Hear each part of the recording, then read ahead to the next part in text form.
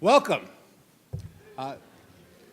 It's the 31st celebration of the Congressional Art Competition, and we're proud to congratulate the winners today.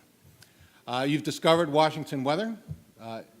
We have this uncanny ability that whenever we hold the Congressional Art Competition celebration, it's the hottest day of the year.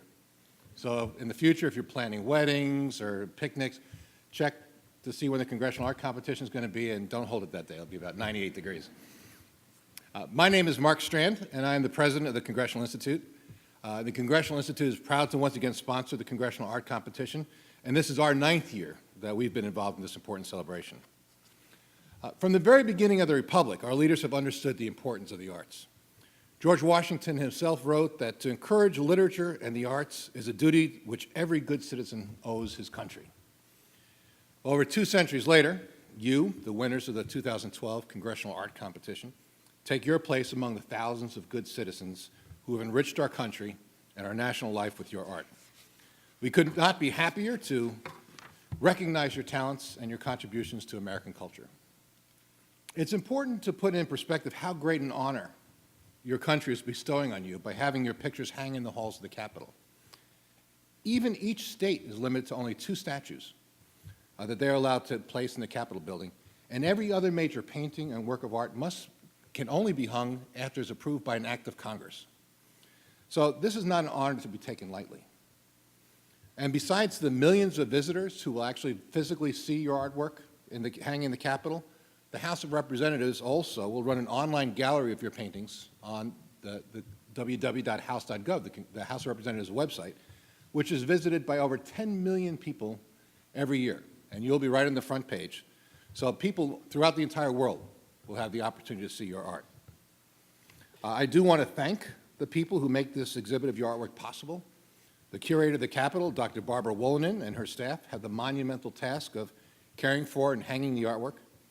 And once you see the Cannon Tunnel where your art is, you'll appreciate what an undertaking that is. Also, Mr. Stephen Ayers, the architect of the Capitol, and Mr. William Wudemer, the House Superintendent, and their staffs have been tremendously helpful in preparing the exhibit as well. This year is the best participation level we've ever seen.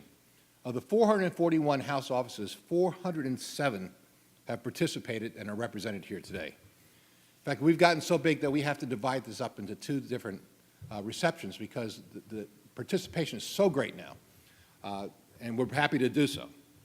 But something this big doesn't happen by itself. This massive undertaking would not have been possible had it not been for the hard work of several people. Jordan Cook with Representative Tim Griffin's office, and Ashley Dior Thomas from Representative Hansen Clarke's office have done tremendous work in getting this done. And I'd also like to recognize Dan Risco and particularly Tim Lang of the Congressional Institute, who put in many hard hours to make this day possible. Now, I stand in awe of your talent and your courage in putting your art before the nation. The great poet Robert Frost said that artists are always believers ahead of your evidence. What was the evidence that I could write a poem? Robert Frost said. He said, I just believed it. The most creative thing in us is to believe art into existence. Well, thank you for believing your art into existence. On behalf of all those involved in this project, congratulations for being a winner in the 2012 Congressional Art Competition.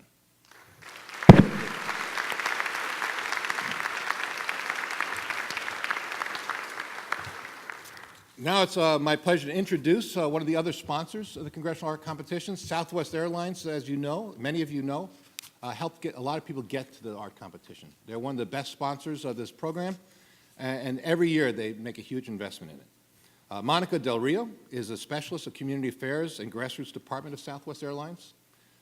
She began her career at Southwest Airlines in 2008 and focuses her time and her talent on Southwest employee engagement, grassroots advocacy programs. She is a native Texan. Is there any Texans here? Should be, okay.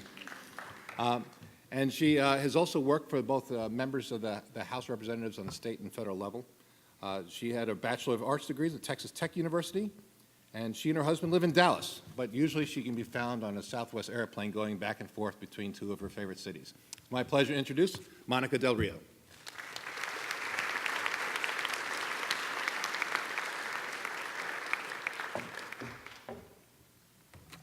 Good afternoon and welcome to Washington, D.C.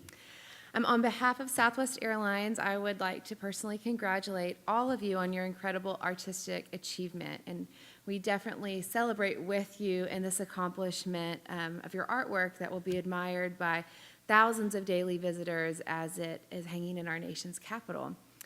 So on a personal note, I had the privilege after college to actually work at the Capitol, and I was a congressional intern. And one of the many jobs of the congressional interns are to give tours of the Capitol. So constituents that are coming from the district wanting to see the Capitol, we take them through, and the very first part of the tour always started with the tunnel where your artwork now hangs. And it's just so interesting to watch the excitement on the constituents' faces when they always ask, well, which one's from our district? And they want to see that one and talk about that one. And then just looking at all of the different pieces of art. And you should be really proud to know that at any given moment during the day, somebody from districts all across the country, all walks of life, are admiring and discussing your artwork. So that's an achievement that you should be very proud of. Well, one of the many reasons I enjoy working at Southwest Airlines is our unique culture of supporting the communities. So we're proud that this is the 11th consecutive year that we've had the opportunity to sponsor the Congressional Art Competition through the donation of tickets to travel to Washington, D.C. to attend this ceremony. And this year we set a record high of sponsoring 333 of the eligible districts, and they received our support in the form of round-trip tickets. We're so grateful for the co-chairs and know that they also recognize the value of art and culture in our nation's youth, and we appreciate their leadership on this. So congratulations, we're so proud of your achievements, and enjoy your trip to D.C.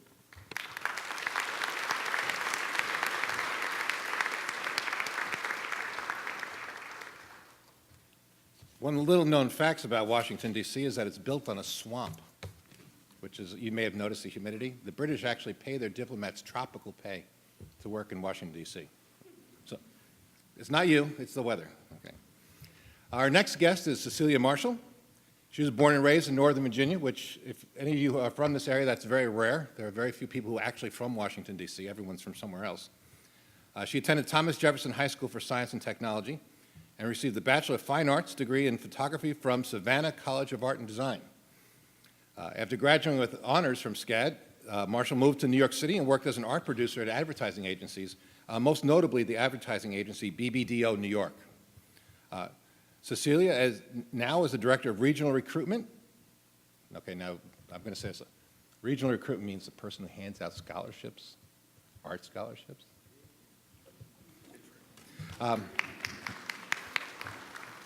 She is the Director of Regional Recruitment for the SCAD Admissions Departments and now resides in Fairfax County. Welcome, Cecilia Marshall.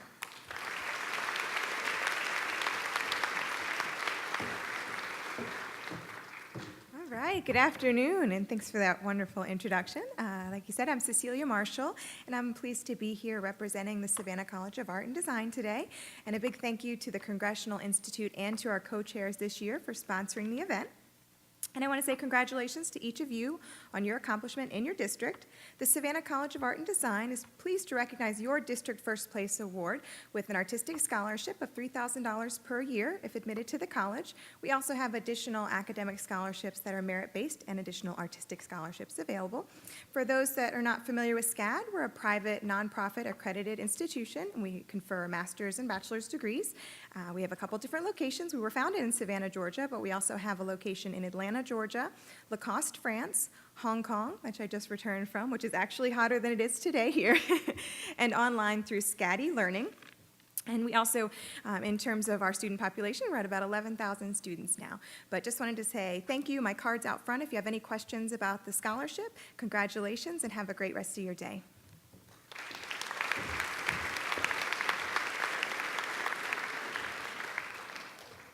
All right, a very special part of the program. Right before we get to the artists, we're going to do one thing. We're going to move the schedule around a little bit, is we're going to show your art. Now, the slideshow will take a few minutes, but that's what, it's one of the most exciting parts is to see this. It'll go fairly quickly, but of course, the real thing you want to do is see it outside. But this way, everyone gets a chance to see some of the artwork right up front. And then after that, we'll have a very exciting workshop with our guest artists. So without further ado, I present you your artwork.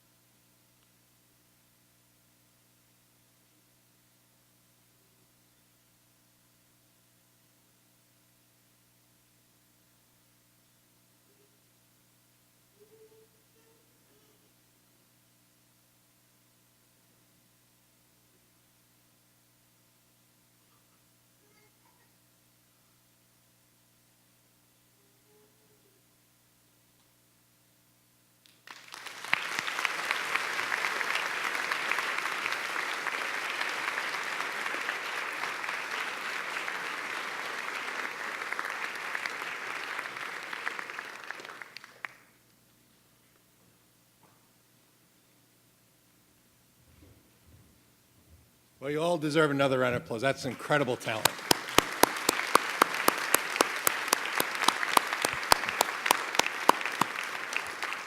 I always like this because I can't draw stick figures, but you need people like me. It has to be somebody out there to appreciate your good art. Technology is a wonderful thing. We all have cell phones. You really got to do to make sure they're all turned, the volume, the ringer's turned off. You know what'll happen, one person will go off and then everyone else will quick reach for their. It's my pleasure. Now, there are two co-sponsors, congressional co-sponsors of the art competition every year. It's a bipartisan project the entire Congress rallies behind. Tim Griffin is one of this year's co-sponsors.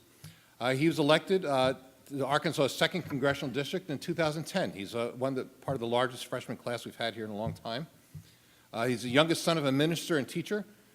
Tim is 5th generation Arkansan, a veteran, attorney, and former small business owner. He lives in Little Rock with his wife, Elizabeth, and their 2 children. In the 112th Congress, he is on the Armed Services Committee, the Foreign Affairs Committee, and the Judiciary Committee. Congressman Griffin grew up in Magnolia, where he attended public school before attending Hendrix College in Conway. He also attended Tulane University for his law degree in New Orleans, and he also attended Oxford University in England. Congressman Griffin is also currently serving in his 16th year as an officer in the U.S. Army Reserve JAG Corps, and he holds the rank of Major. In May of 2006, he was assigned to the 101st Airborne Division and went to serve in Iraq.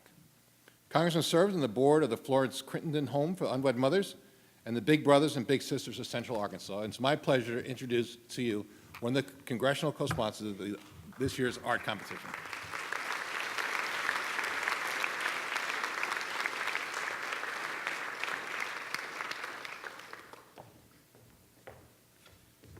Thank y'all so much for letting me be a part of this. I really appreciate it. I just got a call from a reporter, and he asked me how I got involved with this. I told him I do what a lot of freshmen do before they realize all the stuff they've got on their plate. I volunteered. And I'm really happy that I did, because I took art at a very young age and quickly learned that I had 0 artistic talent. And so it's easy for someone like me to respect those who have talent, because I know how difficult it is for me to do what you do. And I would also say that I fundamentally believe that art is an important part of a broad education. I went to a liberal arts school where we were encouraged to take a lot of things and made to take other things that maybe were outside our personal interest areas or abilities or what have you, but they were very important in building a well-rounded education. And I believe that art is a very important part of that. And so I'm proud of all of you who won and are here with your families or support group, and happy to be a part of this competition. I want to mention a few facts. You may or may not know that this is the 31st Congressional Art Competition. And since 1982, more than 650,000 high school students have participated in the competition. And I can assure you that a much, much, much, much smaller group actually won and got to do what you're doing. And it's a real opportunity for you to come up and not only display your art for us, but to see a lot of what this city has to offer. Some of you may live nearby. Some of you may live far away. Many of you may have never been to Washington. I know that one of our winners in Arkansas had never flown on a plane. So this trip can open a lot of doors to folks, and that is very important. You may not know that about 3 million visitors come through the Capitol every year, and a lot of them will pass by your art. And I joked earlier that you are not able to put price tags on them, but maybe you'll be able to do that in the future. But because of you, there are now 407 works of art hanging in the Capitol, and I'm sure you'll get the chance to walk by them at some point. I want to tell you a quick little story that has an Arkansas tie. It goes back to 1861, the year that the Civil War began. There was a young girl, Lavinia Ream, called her Vinnie, and her family moved from Fort Smith, Arkansas, to Washington, D.C., and at the age of 17, she requested permission to sculpt a portrait bust of President Abraham Lincoln. Her request was approved, and she soon spent a half hour each day working on this. She did it for 5 months, and she came up with a clay model of the president's likeness. And she finished that bust the day that Lincoln was shot, interestingly enough. And a few months after his death, Vinnie was selected by Congress to sculpt a memorial statue of President Lincoln. She was both the first woman and the youngest individual to receive a federal art commission. Her statue still resides in the Capitol Rotunda, and I hope all of you will go by the Rotunda and see that. And there are a lot of different works of art in the Capitol complex, which includes some of the buildings that aren't in the Capitol. Some of that art is in the form of portraits and statues and architecture. And I encourage you, when you're walking through the Capitol, even on the first floor of the Capitol, if you'll look up at the ceiling, you will see the painted frescoes and on the ceiling, and look at the architecture and all the different forms of art. There are a lot of great art museums in Washington, but the Capitol is really one of the most interesting art museums in my view, because I love history, and almost everything in the Capitol complex, almost every piece of art is tied to a period in our history. And I want to mention a few of the important pieces of art that are in the Capitol complex. If you haven't seen, I hope you go see. It's hard to find a quiet space, so I won't say find a quiet space and look at it. But take some time, because a lot of them are big, complex. Some of them are almost not quite, but maybe half the width of this room. So there's a lot to digest, and I'll mention some of these. John Trumbull's Declaration of Independence, which is in the Rotunda. Many of you may have already seen it. And you know, there's some here that when I was young, much younger than I am today, when I saw them, I knew that I had seen them before, right? I didn't know where, maybe a history book or somewhere. There are some of those scattered around, and you'll say, I know I've seen that. And you'll realize that what you saw was a copy, and you're probably looking at the original, which is a pretty neat deal. Second one is William H. Powell's discovery of the Mississippi, which is in the Rotunda. The Battle of Lake Erie, which is in the Senate wing of the Capitol. Howard Chandler Christie's signing of the Constitution, which is one of my favorites.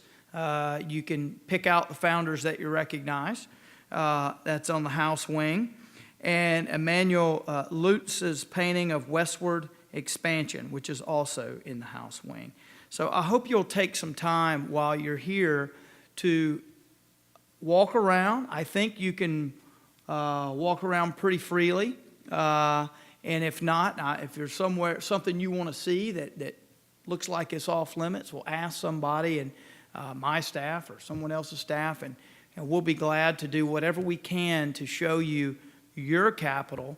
But really take some time. This place is full of art, and don't overlook the architecture as art. It's really remarkable. And no matter how many days I walk up to the Capitol to go to work, it is an awesome sight, and one that is revered around the world. Thank you for what you do. Congratulations again, and thank you for letting me be a part of your competition. I appreciate it.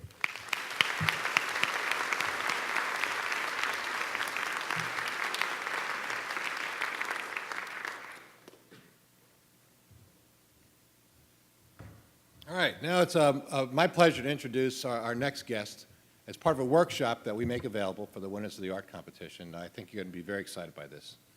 Jocelyn Rainey is the Associate Dean of Instruction at the Wayne County Community College District and the owner and director of the J. Rainey Gallery in Detroit, Michigan. She received her Bachelor of Fine Arts from the College for Creative Studies and her Master of Arts in Painting from Wayne State University in Detroit.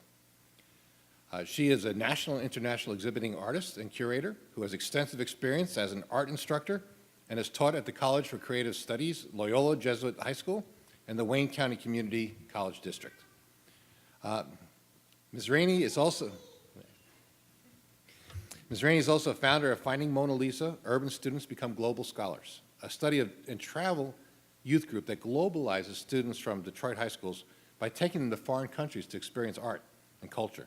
These excursions began with Paris in 2007, followed by Barcelona in 2008, Japan in 2009, Egypt in 2010, and Costa Rica in 2011. A fantastic program. Students are required to keep a written and photography journal. Ms. Rainey prepares students for the journey by providing creative writing, language, photography, and culture classes, as well as fundraising workshops and participating in community service. Ms. Rainey has even brought her expertise to the corporate world, serving as an art consultant for Blue Cross Blue Shield and Comerica Park for the Detroit Tigers, just to name a few. It's my distinct pleasure to welcome our workshop leader today, Jocelyn Rainey.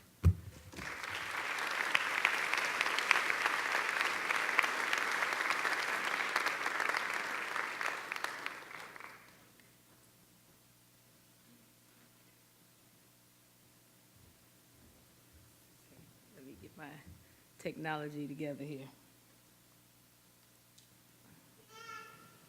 Testing. Okay. Good afternoon. Everybody looking at me like I'm crazy. Good afternoon. Good afternoon. I know why you're looking at me like this. Because somebody told me that they wear suits and Oxford shoes in the Capitol. And so I pulled out my best Oxford shoes, my best suit, and I've been getting all these funny looks. I guess y'all don't wear pink, right? Next time I come, I want to see pink, yellow, orange Oxfords, especially on Senator Hansen, okay? Thank you for having me today. I'm so excited about the artwork that I saw. I mean, y'all doing exceptionally well as high school students. Actually, you're doing much better than I did as a high school student because I hated art in high school. I couldn't draw exactly what I saw, so the teacher didn't pay us any attention. Abstract students don't get paid any attention in art school unless they're being taught by artists. When I got this invitation to come, I was on my iPad and the email came through, and I didn't recognize the email, but it did say Congressional. So I was thinking about Congressman Clarke, and I said, oh, I love him. Everything he does is wonderful. Whatever he wants me to do, that's fine. But I didn't read the email, and I said, I'm going to vote for him, whatever office he runs for, you know. So I shot him the junk mail, you know, and then it bounced back, and I read it. So I want to say to you, I want to make a vow to you right now, I'd never shoot you the junk mail again, okay? I'm going to read all your emails. You are in a great position as young people to understand the power of art. Oh, I forgot I had a clicker. Hold on. I'm an artist. I'm not a technologist. So I'm from Detroit, Michigan, and so you are in a great position to know that art changes lives because your life is changed right now. Like, how did you know that when you was in art class, mad because the teacher kept making you sketch, kept making you paint, that you would end up in DC today? You didn't know that, right? So your life and your family lives have been changed today, right through art, because art changes lives. You didn't know that you was gonna meet your congressman, you definitely didn't know this artist was going to stand up here with these pink shoes and tell you how excited you are and how now you're standing in the Capitol. I mean, you made history for your family. It gets deeper than just you were in an art competition. So I want to congratulate you for that. I didn't know that art would change my life when I was in high school. I learned that I would be an artist through a dream. When I was younger, I suffered a gunshot wound to the neck, and I was paralyzed on the left side of my body for nearly a year. Well, through faith and through prayer and through rehabilitation, I was able to heal. And the last thing that healed on my body was my hand. And so a lot of times in my work, you'll see a hand, and it's a hand of faith. Well, years went past, and I got a job with the city of Detroit for the summer, and I was cutting grass in Belle Isle Park. It's a park in Detroit, and we cut grass at 6 o'clock in the morning, so it's nothing but birds, and it's quiet. And I was writing, and I was cutting grass, and I started to ask God, like, why am I still here? I mean, you couldn't have saved my life and healed me just to cut grass. Now, there's nothing wrong with cutting grass, though. It's a great living. But through all of that, I just wanted to know why. So I started to dream that I was an artist. I started to dream that I was painting in front of what I know now as an easel. I didn't know it was an easel then, but I seen myself painting. And it was a reoccurring dream. I said, that couldn't be it. See, I wouldn't dream that I was a doctor or a lawyer. But I was dreaming that I was a painter. And one of my friends told me about the College of Creative Studies. I didn't even know it was a college, art college in Detroit. But people come from all over the world to go to that college. And she told me about that college. And I went up there, made an appointment, and I got to admissions. And I told the lady that was my admissions officer, I said, I'm supposed to be in this college because I dreamed that I'm an artist. And she said, well, have you ever taken it? No, but lady, I dreamed it, and I'm supposed to be here. So let's do what we have to do. So she told me to go get my portfolio together. Well, I didn't know about art, and what I did was go to the art store, and I bought a portfolio. And I walked back to the next meeting, and I took in my portfolio. And she opened it up. She said, well, where's the artwork? And I said, that's not what you said. You said go get a portfolio. So needless to say, I was turned down 4 times. So on that last time, I had to really make her understand that this was my destiny, see? And somehow, through some type of prayer, she said, okay, do you think you could graduate? And I said, art? Yeah, I could graduate. Come on, lady. So I get into the art school, walk into the class. Everybody in the class is an artist. I'm talking about professionally an artist. I'm thinking that if I go to art school that they're going to teach me how to be an artist. But everybody knows how to paint, how to sculpt. I got home, I called my mother, I said, I think that dream was wrong, you know. This is not right. I mean, these people are professionals. And she told me, she said, no, your dream was right. Just go into the school, talk to the instructors. And if they're great instructors, they'll take out the time to teach you about art. Well, I did. And I went up to an instructor that I seen walking through the halls a few times, and I said, excuse me, my name is Jocelyn Rainey. I got into the arts college, but I don't even know anything about art. Do you think you could teach me? And she said, yeah. She took out the extra time to teach me the difference between acrylics, oils, paper, canvas. I mean, this is extra time after class. She started to teach me about the art world, about galleries, selling artwork, museums. I mean, this is where you want your artwork, you know, how important art was. And I said, okay, nah, I get it. So I started to paint. She started to make me think that my art was important. So I started to practice and practice and practice. As I started to create, I started to learn how to sculpt. I started to learn how to do all types of things. Well, I graduated from there and I went to Wayne State.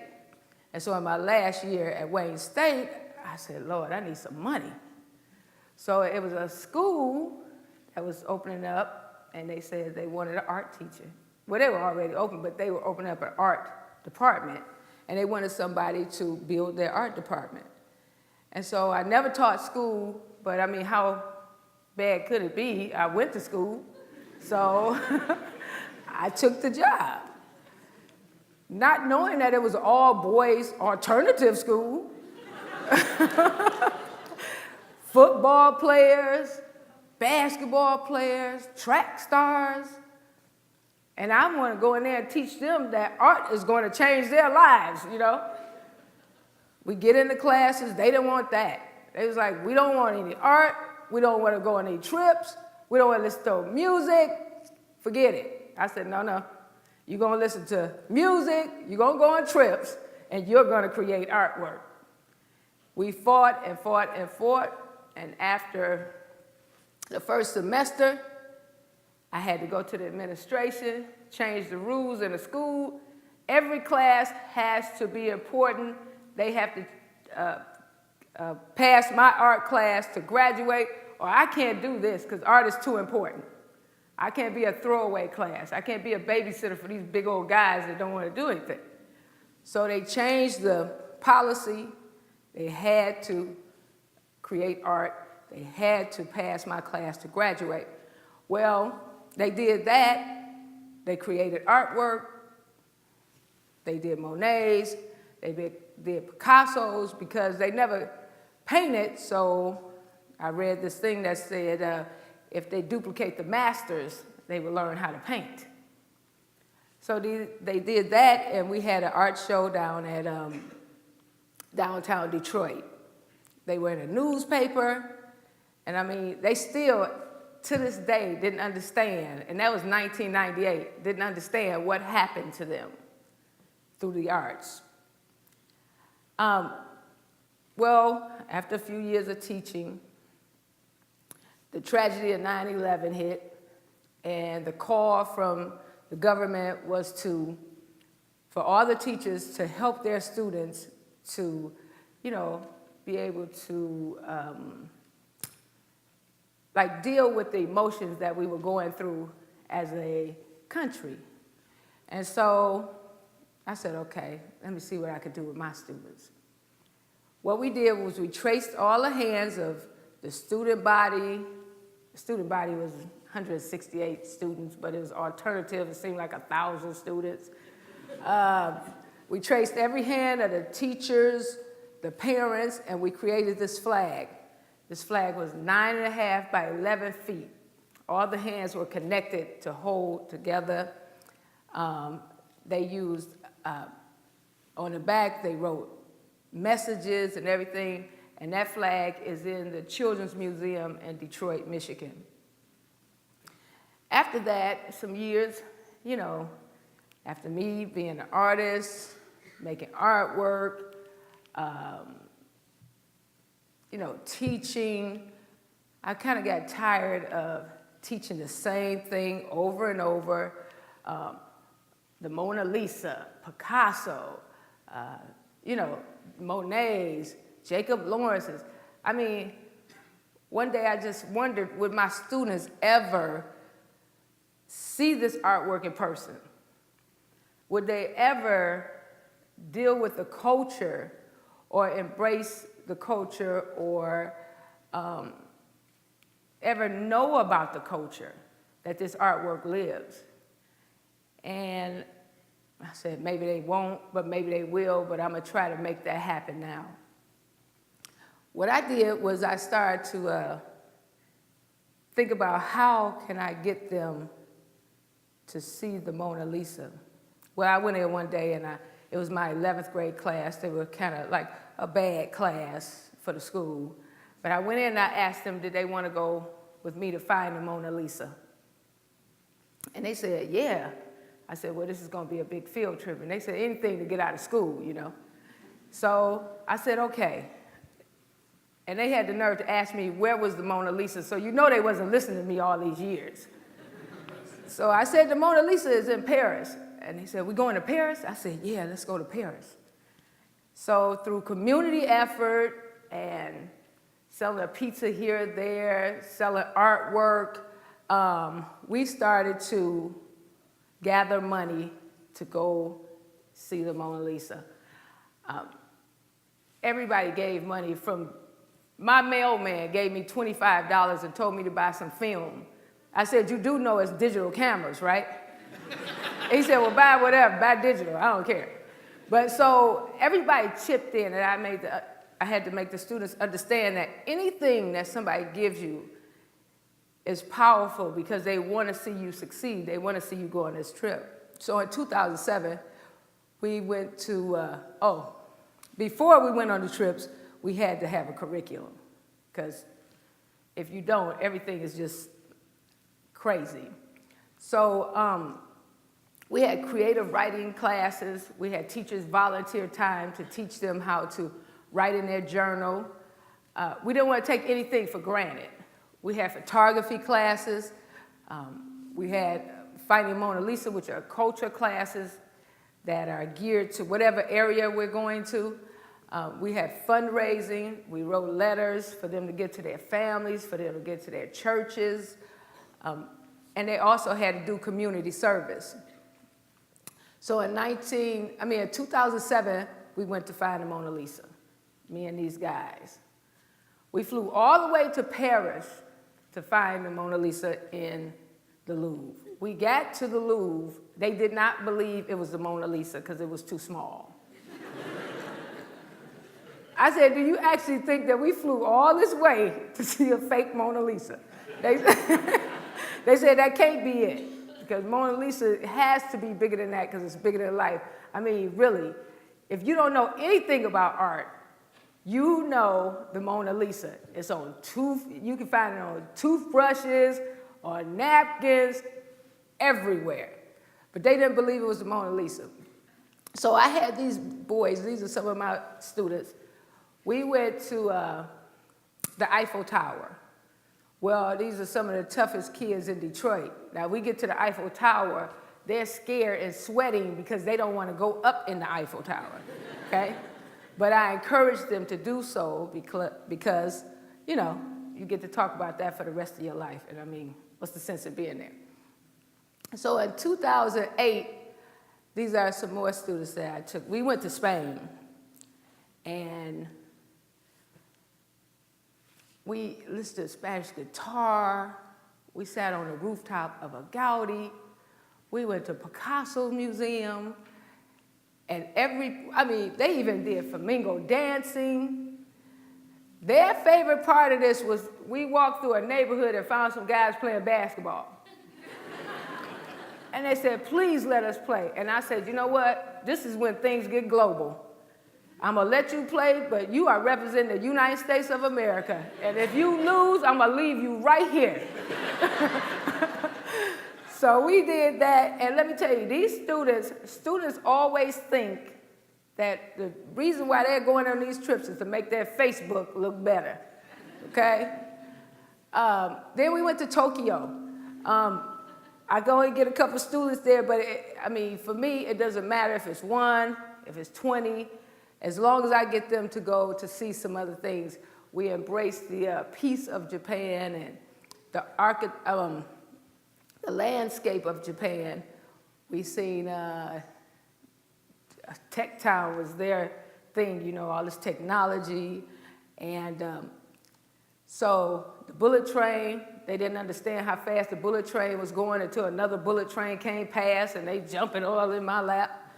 So We found Mona Lisa in Japan. The year after that, we went to Egypt, which was an awesome trip. It was hot, it was beautiful, to go see the pyramids, to watch the kids ride the camels by the pyramids. See, art opens up doors like that. It changes your life and you don't even know why your life is being changed. But through art, you have all these wild ideas that you can do, you know. Now, people always a lot of people told me not to take kids. Don't take kids out of the country. It's gonna be an international incident. But I didn't think so, and they did great. Cindy Spinks. Then we went to Costa Rica, because, you know, you have to do your nature thing, you know? I mean, that's what we're into now. So taking the kids to Costa Rica, T-lining through the forest. Now, let me tell you something. T-lining through the forest is the scariest thing that I have ever done in my life, okay? You get on this line above the rainforest, and I'm thinking you go shoot down that one line, you know, and you get down. But it is 11 lines around the rainforest. And I couldn't let these kids know that I was scared. But they was just as scared, but we all act like we was tough, you know. Dealing with nature, because you got nature and you got art. That's all you have, nature and art. One of the things that I want to express to you today and to encourage you about the arts is that no matter what you want to be in life, if you don't want to just be an artist, if you want to be a lawyer, you can still be an artist. You can be a congressman, you can be an artist. You can be an artist no matter what. The world is waiting on your next creation. Every museum, every gallery, your family, humanity is built on the arts, because as artists, we are the gatekeepers of the vision. We make people think about things they don't want to think about, or we engage thinking that they was like, oh, I should have thought about that. We make people see things that they've never seen before. So I want to encourage you to stay with the arts and to always support the arts. I want to thank Congressman Hansen Clarke. That's Detroit's man right there. I want to thank you for always fighting for the communities and fighting for the arts and fighting for education. Thank you so much. Thank you, everybody. Thanks.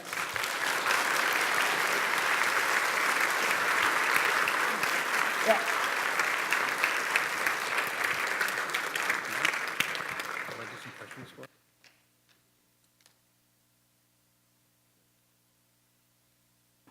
You got time for a few questions? You don't want to miss this opportunity. So.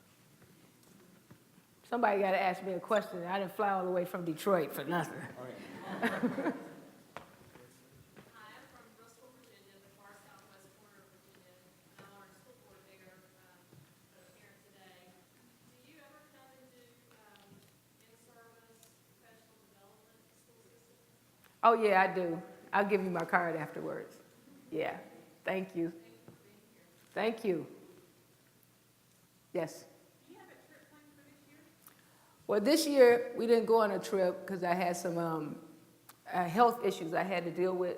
But next year, we're going to China. Yeah. So we need to go around the world to see what everybody's doing, what they eat, and what they talking about, you know. So, yeah, that's next year. How many kids are in your school, and how many do you usually take with you? Well, now, I'm not teaching at that school, so I take kids from all over Detroit. It doesn't have to be that one school. It just depends, you know. It depends on how much money we can raise, because sometimes, you know, incidents happen. It might be a tsunami somewhere, and everybody wants to give their money, which is right, to give their money to that. And so we just gather up money and take as many kids as we can. It could be 2, it could be 12, you know. It just depends. Y'all scaring me. What kind of art do you do? I paint, I sculpt, I use recycled materials. I use blue jeans to create sculptures.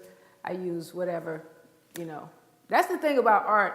Art gives you courage to do, and that's another thing I want to tell y'all, that you are very courageous to put your artwork out where the whole world can see it, because your art will be seen by people that will never see you. Your art will go places that you'll never go, because I had to do a commission for a famous restaurant in Detroit, and it's called the Fish Market. Well, I'm allergic to fish. So after I finished this artwork, I had to stand outside and tell them, hang that a little higher, move it over, you know. I could never go in there. I had to send my family in to take pictures, you know. So your art is going to travel all types of places. The world is waiting. We love art, right? Yeah. Okay. Yes, sir. Do you have a web page or something where we can appreciate your artwork? Yes, jraineygallery.com is my web page. I also own a gallery. I opened up that gallery not for myself. I've never shown my artwork, but to help artists that are, you know, have just got in the field, to teach them about business, the business of art. That's why you have to go to school, because you have to count your money, and you got to pay your taxes, and you got to write about your art, and you have to read about your art. So you need all of the subjects. So it's J. Rainey Gallery. Yes, ma'am. Well, after the first trip, we decided the photography that we take, we sell that. We sell photos. I sell artwork. Artists from all over the city, they give me artwork for auctions. And, you know, parents come up with some money. People just give for these kids to go, because they want them to go see something else, to experience something else. Because, you know, when they have a different vision, they have different thoughts. And so we want to encourage that they broaden their horizons. So people give all the time. I mean, one day I was walking down at Eastern Market, and this guy, he was a farmer, and he told me, you know, come here, aren't you the art teacher? I was like, I guess, yeah.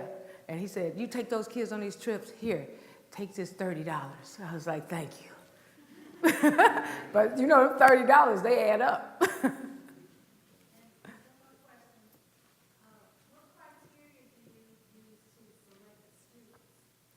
You got to be able to get a passport that means that you're not a felon, okay? That's it. Is it? Thank you. That was wonderful. Thank you.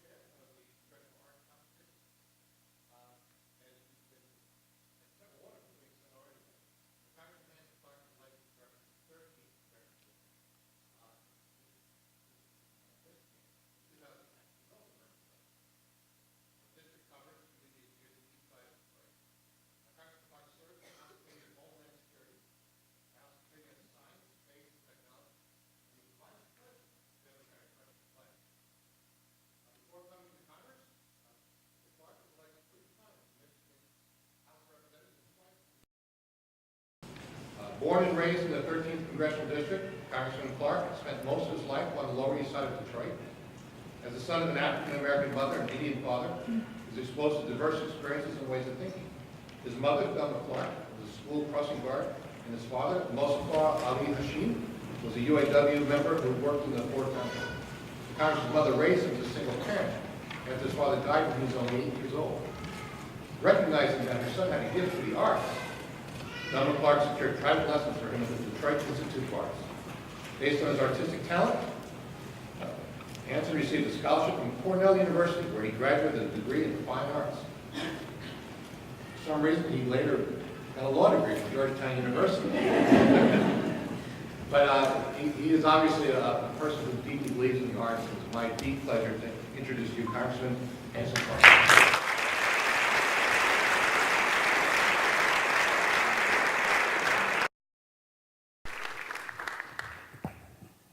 Well, wasn't that great hearing from Sister Rainey about her own personal testimony, how she really values and appreciates being able to create art? That's just so fantastic. My name is Hansen Clarke, U.S. Congressman, and there's something that I'm proud of. I am the author and the chief sponsor of the Student Loan Forgiveness Act of 2012.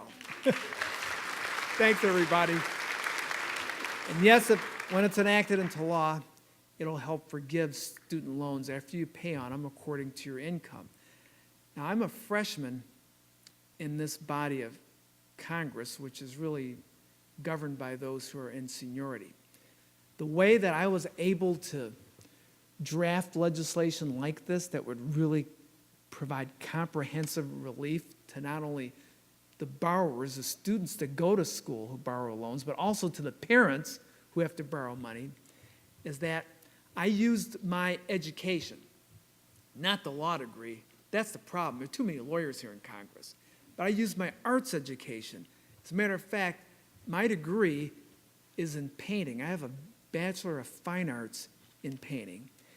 And I use the creativity that you have to use as an artist, whether you're consciously aware of it or not, to actually look at the problems that are facing people and create a new system here in Washington. So my point is this. As a guy that draws and paints, I want to thank you, commend all of you for the extraordinary technical skill that each and every one of you has, because I looked at all your work, especially the Michigan honoree, but also to the vision that you brought to your work, that there was something that you wanted to create. Many of your parents may be a little bit, they may have mixed feelings right now. They're very proud of your accomplishments, honored that your work is being recognized at a national level, but are maybe concerned that you may be considering a career as a visual artist. And, you know, my mom passed away when I was 19, my first semester in college. I was older in college because I had to repeat a couple grades and stuff like that. But one of her last conversations with me was over the phone. And she says, son, what are you going to do with this arts degree that you're going to get? You know, long pause and silence. And I never really answered her, because I wasn't sure. But that was her concern of how I was going to make a living being an artist. You know what I'd like to share with you is this, and this is in closing, is that if you allow the gifts that you are given, like Jocelyn Rainey allowed those gifts to be expressed through her, but she had to have a tragedy. She had to virtually almost lose her life, and definitely lose the power of using her limbs and her hands to really value what her inside, her mind, and her hands could accomplish for all of us. But if you're able to use this insight and creativity that creates such beautiful works of art, and you'll be able to apply that in your own life, together we can make this world a better place to live. If we use our imagination and creativity, we can actually see this planet being without war and without violence, and where people can have equal opportunity to live their life as fully as they can. See, if there's anything that this country is founded on, it's spelled out in the Declaration of Independence, in the preamble, where it says that all of us are given by God the rights of life, liberty, the pursuit of happiness. That means living your life as fully as you choose it. And the way those rights are secured is through our government. So keep on creating, keep on imagining. Your work as an artist will not only help you develop to your fullest potential, it will help make the world a better place to live. Thank you so much.